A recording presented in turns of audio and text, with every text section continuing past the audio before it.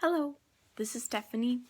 So, Halloween was just yesterday, so I'm going to read you the story because it is one of my faves. It is The Masque of the Red Death by Edgar Allan Poe, and you can follow along if you want. This book's on my bookshelf. It's a pretty rad book. I love it. And yeah, here we go. The Red Death had long devastated the country. No pestilence had ever been so fatal or so hideous.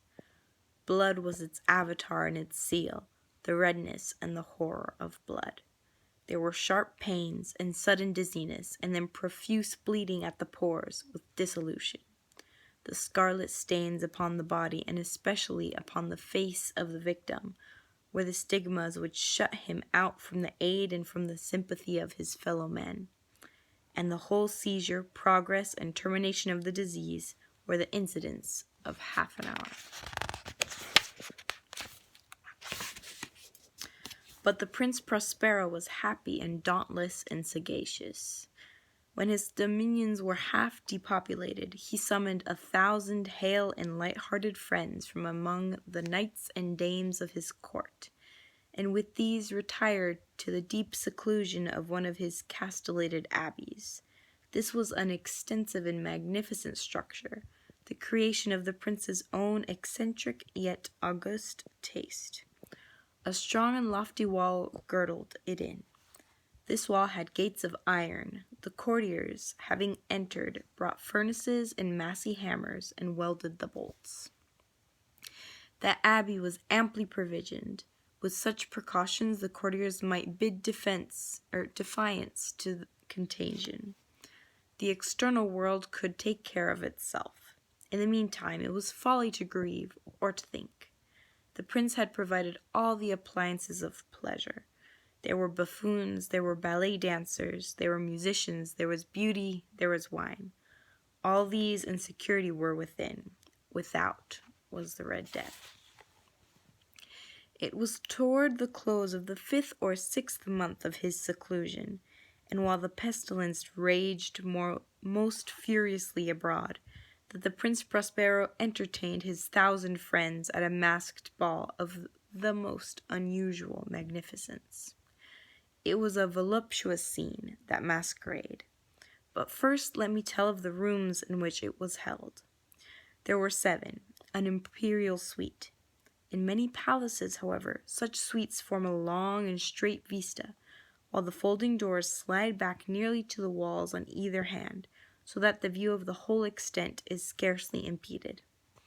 Here the case was very different, as might have been expected from the prince's love of the bizarre. The apartments were so irregularly disposed that the vision embraced but little more than one at a time.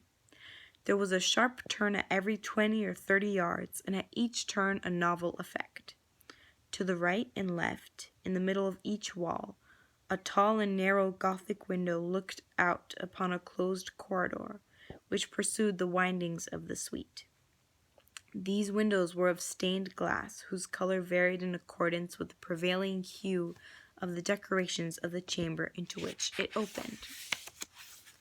The chamber at the eastern extremity was hung in blue, and vividly blue were its windows.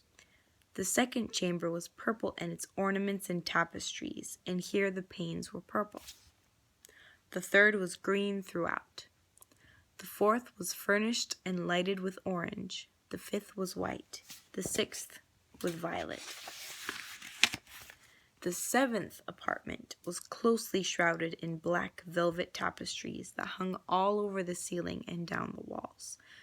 But in this chamber only, the color of the windows failed to correspond with the decorations. The panes here were scarlet, a deep blood color. Now, in not one of the 7 apartments were there any lamp or candelabrum, but in the corridors that followed the suite, there stood, opposite to each window, a heavy tripod, bearing a brazier of fire that projected its rays through the tinted glass and so glaringly illumined the room. But in the western or black chamber, the effect of the firelight that streamed upon the dark hangings through the blood-tinted panes was ghastly in the extreme, and produced so wild a look upon the countenances of those who entered, that there were few of the company bold enough to set foot within its precincts at all. In this apartment stood a gigantic clock of ebony. Its pendulum swung to and fro with a dull, heavy, monotonous clang. And when the minute hand made the circuit of the face, and the hour was to be stricken,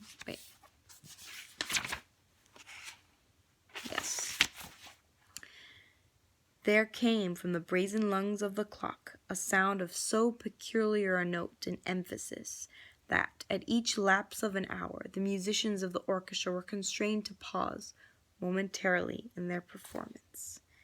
And thus the waltzers ceased their revolutions, and there was a brief disconcert of the whole gay company, and the giddiest grew pale. But when the echoes had fully ceased, a light laughter at once pervaded the assembly.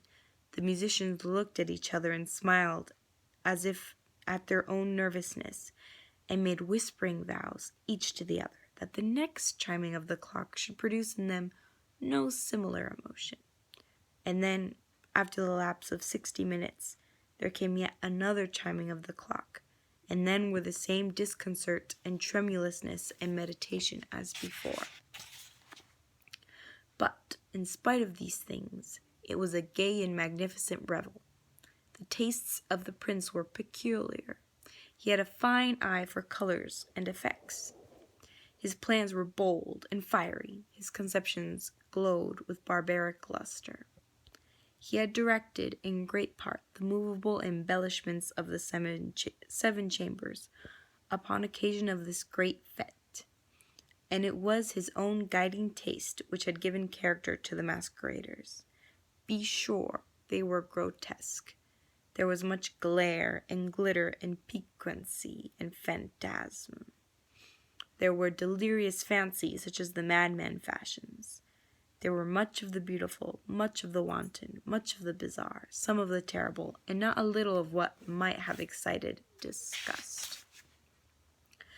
To the chamber which lies most westwardly of the seven, there are now none of the maskers who venture, for the night is waning away, and there flows a ruddier light through the blood-colored panes, and the blackness of the sable drapery appalls, and to him whose foot falls upon the sable carpet, there comes from the near clock of ebony a muffled peal more solemnly emphatic than any which reaches their ears who indulge in the more remote gaieties of other apartments. But these other apartments were densely crowded, and in them beat feverishly the heart of life. And the revel went whirlingly on, until at length there commenced the sounding of midnight upon the clock. And when the music ceased, as I have told, and the revolutions of the waltzers were quieted, and there was an uneasy cessation of all things as before. But now there were 12 strokes to be sounded by the bell of the clock.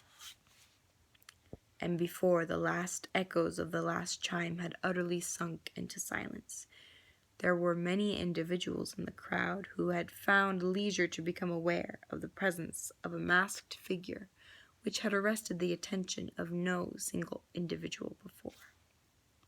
And the rumor of this new presence having spread itself whisperingly around, there arose at length from the whole company a murmur, expressive of surprise, then, finally, of terror, of horror, and of disgust. In an assembly of phantasms, such as I have painted, it may well be supposed that no ordinary appearance could have excited such sensation.